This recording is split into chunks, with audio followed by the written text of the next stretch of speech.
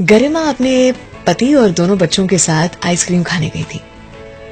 गरिमा को हमेशा लगता कि जितनी बचत वो कर पाए अपने परिवार के बदले, खुद बलिदान किया करती, काफी सैक्रिफाइस किया करती, लेकिन उसे लगता कि उसके परिवार को हर खुशी मिलनी चाहिए।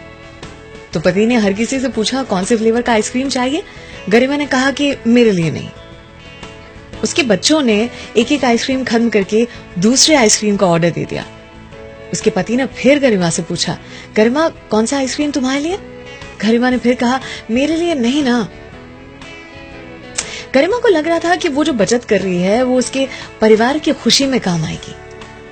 बच्चे ज्यादा खुश हो जाएंगे, एक और आइसक्रीम खा लेंगे।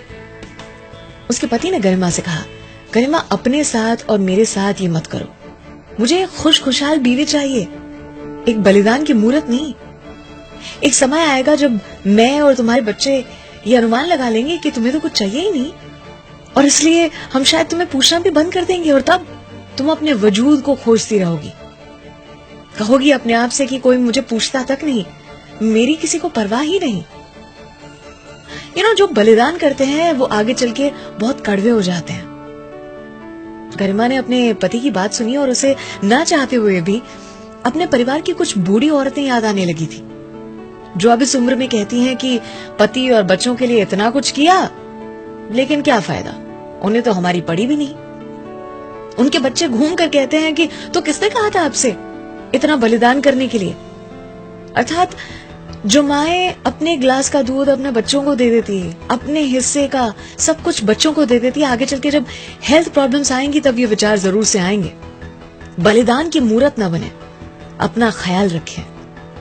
और जो आईने में दिखाई देता है ना, वो सबसे इंपॉर्टेंट व्यक्ति है, उसका ध्यान रखना आपका फर्ज है। एरोप्लेन में भी सिखाते हैं ना, इमरजेंसी के टाइम पे अपना ऑक्सीजन मास्क पहले लगाएं, दूसरे की मदद बाद में करने जाएं। अपना ख्याल रखें। वो कहते हैं ना कि खुद से जीतने की जिद है, मुझे खुद को ही हराना है। मैं जमाने की भीड़ नहीं, मुझ में ही जमाना है।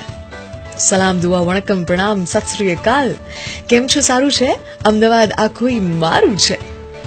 अगर ये कहानी आपको पसंद आती है तो रोज सुबह 7 बजे ट्यून इन कीजिए 94.3 माय एफएम पर। मुझे आपका इंतजार रहेगा। अर्चना की ओर से